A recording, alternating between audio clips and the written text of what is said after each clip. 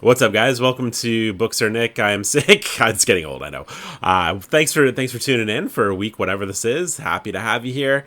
I don't have a lot of structure for today. We're just gonna kind of freeball randomly talk about whatever here. There's some book stuff to talk about, but just some life updates, some merch updates, some book club updates, and etc. This may be a shorter episode. Famous last words. I usually, when I say that, it does end up going long. You'll be able to already see how long this one goes. The average is about 15 minutes. How did I do? We'll see.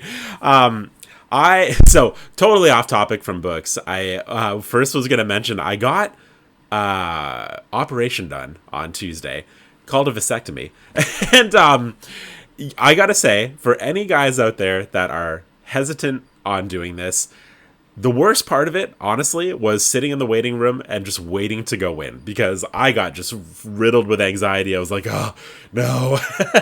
But the actual procedure, you don't feel a thing. Completely pain-free. It's awkward because you are just kind of lying there. It's very open, Not used to that, so that was odd. But that was the kind of weirdest part about it. Still feeling sore or whatever, but the actual procedure is like super simple. So don't be afraid. Go book it. Go do it. You'll probably thank yourself later, and you'll make your partner happy. So PSA of the day. Go do it. It's no big deal. Okay, moving on. We are firstly maybe going to talk about the Stephen King bracket. I mentioned in my video last week that me and my book club were going to host the Stephen King bracket, which we did. And right off the bat, I do want to mention that when I was giving out the list of 16 books, 16 Stephen King books that were going to go into the kind of March Madness style bracket, I forgot to say out loud the book The Shining. And so the comments on that video, a lot of people were like, where is The Shining? And The Shining, I'm going to spoil it here, The Shining was not only on the list, I just forgot to say it out loud, The Shining ended up winning the entire bracket. To my surprise, and I love The Shining. I thought it would probably go somewhat deep. I did not think it was going to win. It went up against 11/22/63. They were the final two, and The Shining took it. I think it's a totally worthy champion. I think that it's one of his more well-known books. It's a part of the first original 5 that he came out with, and it holds up, and it's classic Stephen King. It's a great story. If you've seen the movie and kind of feel like you don't need to read the book, go read the book. The book is better. I'm going to say the book is better than the movie. The book has a lot more heart, a lot more going on. Just everything about the book to me now is better. And I love the movie.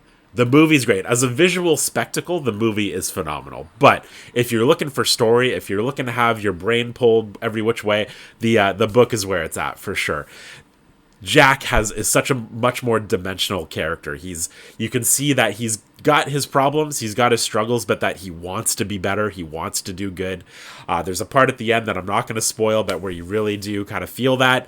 Wendy is just a very capable, loving mother. In the movie, she's kind of like, I love the acting in that movie, but she's almost kind of like just comically helpless in the movie. Danny, also a much more dimensional character in the book. Everything about the book is better. And it won our Stephen King bracket. Go read it. Go read The Shining. The biggest upset of the evening was The Stand actually ended up losing in the first round.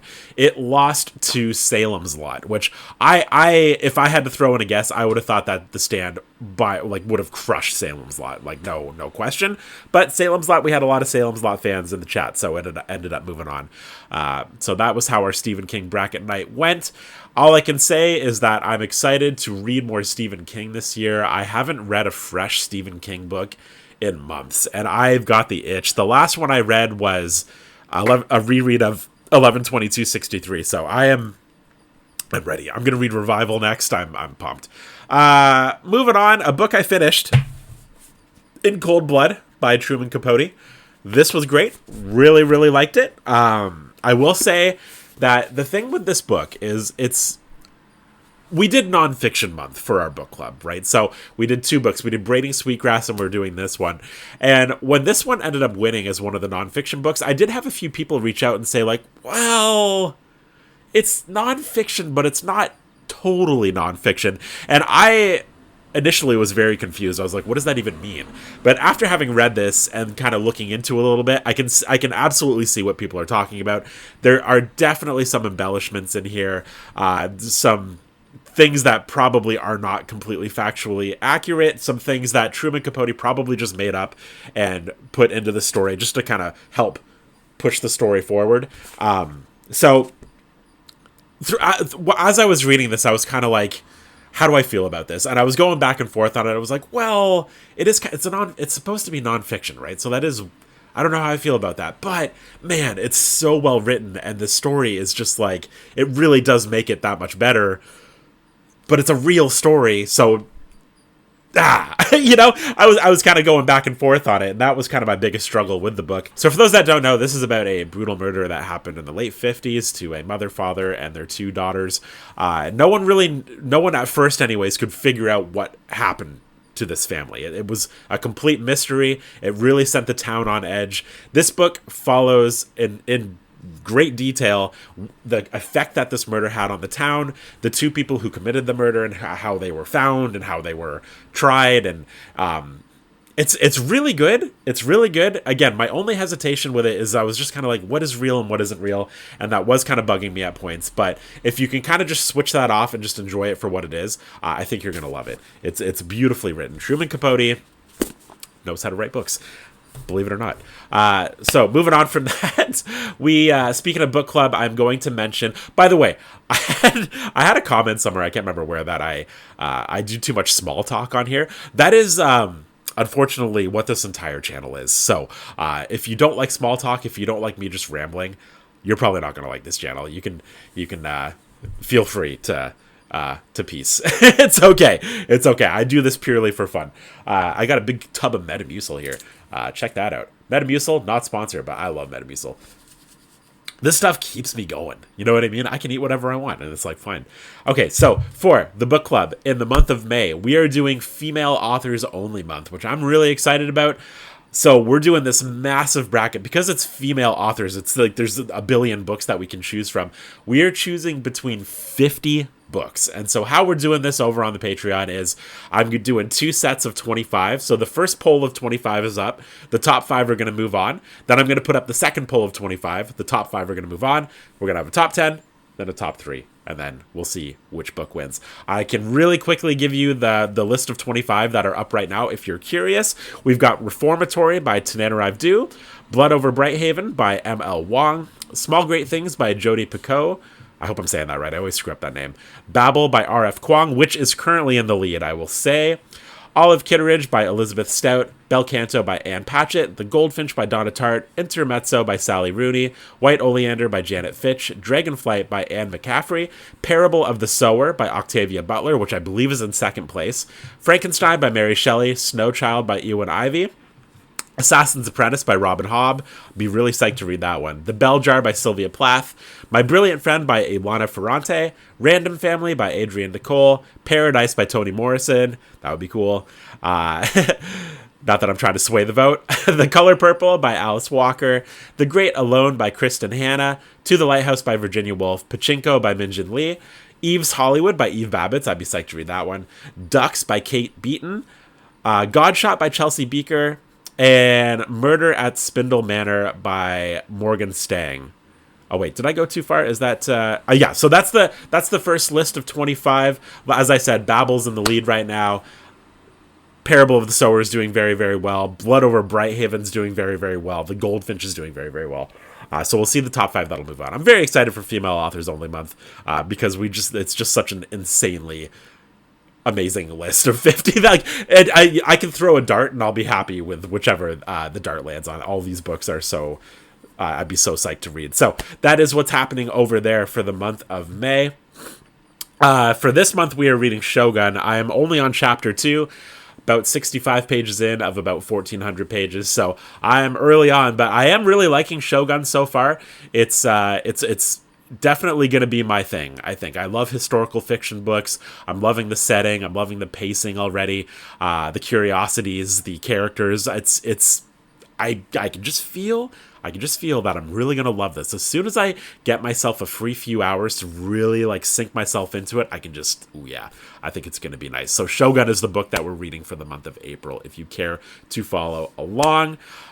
Sorry, a lot of book club stuff. There's so much that I basically just run everything over on my book club. So that's why I'm mostly talking about that, but it is book related at least, right? So that's nice.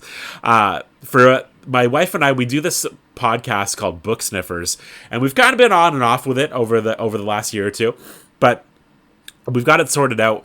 We're hosting it over on Patreon now. It's audio only, and we record the episodes over at our favorite coffee shop, Rooney's. We're there almost every single day, so it makes it really, really easy. I bring my microphones. We just plug in when we have the moment. We record for like 45 minutes, and those episodes come out weekly on there. It's very unguided conversations where there's a lot of ambient coffee shop noise, and Lindsay, my wife, and I just talk about books and what we're reading, and a lot of other just random stuff as well. So that is over there. Merch, sorry, mugs, shirts, sweaters, keychains, they are all going to be shipped by mid next week.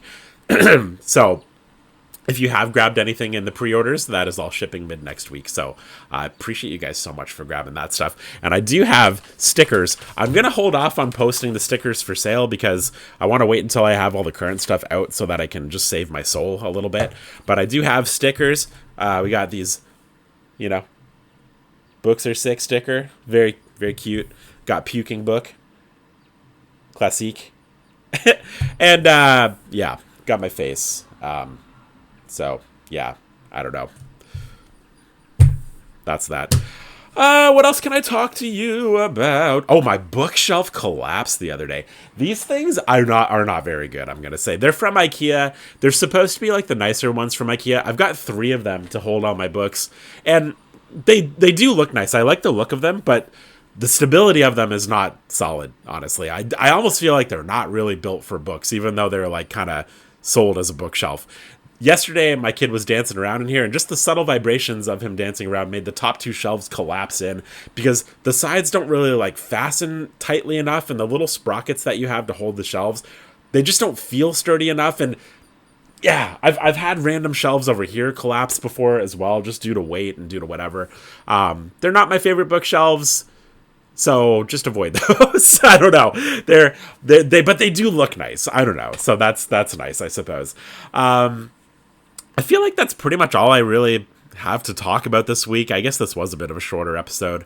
I do super appreciate you guys tuning in for these. I know they're like a little bit chaotic and meandering, and I don't really have any sort of plan when I talk on here, but I really do enjoy doing it, and I love you guys being here. If you do have any interest in joining the Patreon or the book club, the link is below. Also, if if you don't mind subscribing or liking this video, sorry, my voice is disappearing. That helps and whatever, but don't worry about it. Whatever, it doesn't matter. Yeah. Okay. I'll see you. I feel like I missed some stuff. What else can I talk about? I feel like I have no idea. WWE, looks like Kevin Owens is hurt. So, is he faking it? Is he not? We'll find out. I feel like I'd like to think that he's faking it because, he was at the Elimination Chamber match and he was getting thrown around like crazy. I don't know if maybe that is what kind of ignited this neck injury, or if this neck injury is not real and it's going to be some big what on WrestleMania. Hard to say. Tiffany Stratton went off on Charlotte Flair last night. I loved it. I thought that was the best thing ever. Really cool. She went off script, which I guess is like kind of frowned upon, but I thought it was great. It's Tiffy time. It's Tiffy time. Let's get rid of Charlotte Flair. Okay, I'm going to stop talking about that now. Hope you guys have a great rest of your weekend. And, just love you, and we'll see ya. Bye-bye.